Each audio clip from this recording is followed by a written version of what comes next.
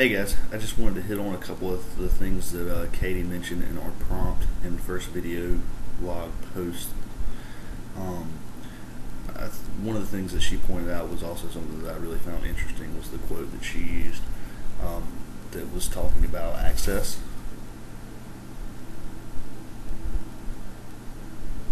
And how for access differences are welcomed the and conforming to the norms is not needed. Um, I think that's a really important idea across the board when we're talking about student affairs as well as diversity and allowing people to engage on campus.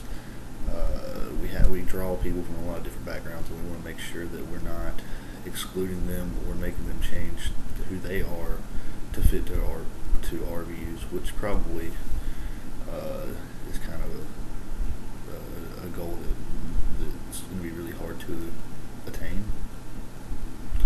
I don't know. And then also, her prompt dealt with why we view, or why people don't have a greater understanding of the history of our field in student affairs. She mentions, that a lot of our ideas stem from the Dean of Women and what they saw their role as being, not so much the Dean of Men, and how there was a shift in a need for a Dean of Students as opposed to the separation of gender there. But I think one of the biggest reasons that we don't, outside of our field, view there being a lot of history within student affairs is kind of one of the reasons that she hit on, or that she talked about with the shift in the 70s, and how we kind of view that as a start. And I think we view that as a start and look back to it because that is closer to our modern ideas or contemporary ideas of what student affairs should be. It's not necessarily the same as it is now, but it was the real start of how we view our roles.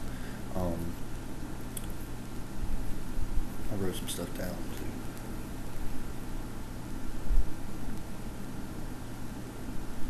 I think it's important to realize that outside of people involved in student affairs, the interest in history is probably not really there, so that's why it's not widely known. But I guess even within our field, those that become interested, like Katie said, through their experience generally on a college campus, through different programs like Residence Life or Campus Rec, or any of the other experiences they have in interactions. A lot of the times, people in those roles may not necessarily have a strong student affairs background educationally. I know when you talk about people in admissions, a lot of them that I've had experience with don't have that background. And even within, an area that is really student affairs heavy, like Residence Life, I come in contact with probably just as many people that come from a general ed or any background but student affairs. So they don't know the history. They've just kind of learned how to exist in that world, and they do a good job.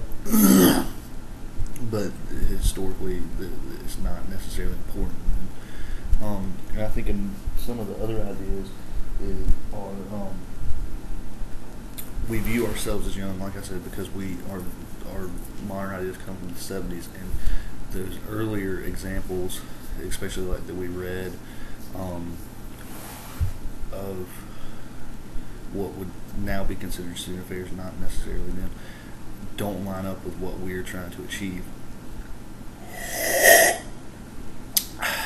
They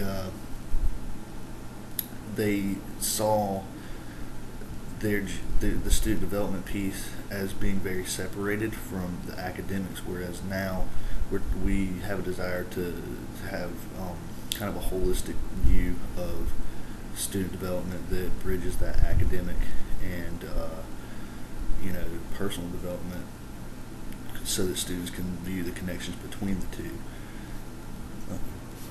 So I think that's probably the biggest thing. Is just that we view ourselves as young as a profession because of how relatively new the ideas and goals of what we're trying to do are.